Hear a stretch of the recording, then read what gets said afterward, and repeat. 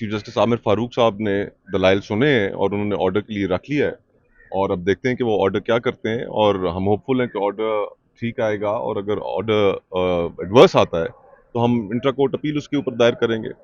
Peshawar high court में जो petition दायर हुई थी, वहाँ पर full bench Peshawar high court ने लार्जर बेंच सॉरी वो इसके लिए कॉन्स्टिट्यूट करने की बात की है। तो होपफुली इंशाल्लाह we are in the right direction, और इसमें हम बेहतरी की उम्मीद रख सकते हैं कि कम से कम आवाम को बताया तो जाए कि ये क्या कानून साजी हो रही है, क्या आइन साजी हो रही है, उनसे उनके हकूक कैसे मुतासर हो रहे हैं।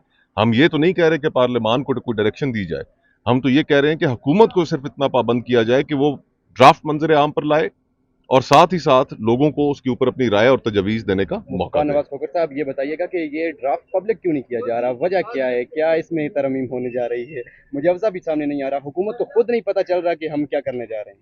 आज अदालत के अंदर भी मोअज़्ज़ज़ चीफ जस्टिस साहब भी हंस पड़े। हम्म। उनका हुकूमत को भी नहीं पता कि ड्राफ्ट कहाँ से आ रहा है, तो आप कैसे बात कर रहे हैं? तो सारे पाकिस्तान को पता है ये ड्राफ्ट कहाँ तैयार हुआ है, कहाँ से आ रहा है।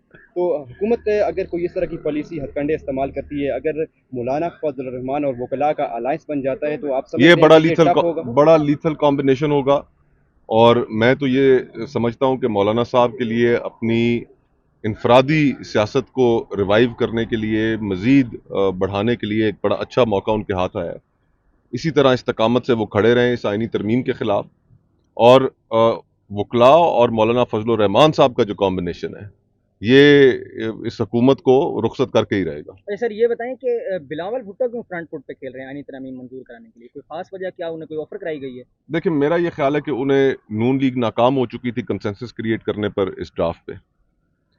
उनको नून लीग की नाकामी का ताज पीपल्स पार्टी के सर पर नहीं सजाना चाहिए था, और पीपल्स पार्टी की एक मुनफरद तारीख रही है दीगर जमातों के हवाले से। ये काम लेकर आगे चलना, पीपल्स पार्टी के वर्कर, पीपल्स पार्टी के साथ हुब रखने वाले लोग, वो भी इसके ऊपर काफ़ी परेशान है कि ये क्या हो रहा है। मौलाना साहब को ऑफर पसंद नहीं आ रही, या आईनी तरमीम के खिलाफ डट कर खड़े हैं? डट कर खड़े हैं, अभी फिलहाल डट कर खड़े हैं। उम्मीद है कि वो वोट नहीं देंगे? उम्मीद भी है, अभी तक तो वो पब्लिकली कह रहे हैं, हम्म। पब्लिकली पोजीशंस ले चुके हैं, और इन पब्लिक पोजीशन से पीछे हटना, फिर जो पजीराई उन्हें मिली है, ये पजीराई का अमल अगर वो जारी रखना चाहते हैं, जो कि मेरा ख्याल है उनकी कोशिश होगी, तो फिर उन्हें इसी पोजीशन को लेकर अच्छा आगे सर, चलना एक होगा। आखिरी सवाल ले लें कि मुशाहिद हुसैन सैयद साहब और चौधरी निसार अली खान साहब और आपके हवाले से बातें चल रही हैं पीटीआई में शमूलियत की, कोई है इनमें सदाकत? देखिए, मुझे बहुत पहले भी कहा गया था, लेकिन मैंने अपने जो दोस्त थे उनसे बड़े अदब व एहतराम से इस चीज़ के ऊपर इजाज़त तलब की, और नहीं मैंने कोई सियासी जमात ज्वाइन की। मुख्तलिफ जमातों से मुझे कहा जाता रहा। आज़म सवाती साहब ने, मेरे दोस्त भी हैं, मेरे बुज़ुर्ग भी हैं, उन्होंने कल ये बात की, और अदालत से निकलते हुए बात की। उनके हाथों में हथकड़ियाँ थी जब उन्होंने ये बात की, तो मैं उनकी बात को वज़न ज़रूर दूंगा। अपने जो दोस्त अहबाब हैं, उनसे एक दफ़ा फिर मुशावरत ज़रूर करूँगा, लेकिन अभी फ़िलहाल देखते हैं फिर क्या राय सामने आइंदा आने आती वाले है। दिनों में पाकिस्तान तहरीक इंसाफ का हिस्सा नजर आ रहे हैं आप? अभी फ़िलहाल तो मेरी ख्वाहिश यही है कि जी आज़ादाना तौर पे अपनी सियासत करता रहूँ।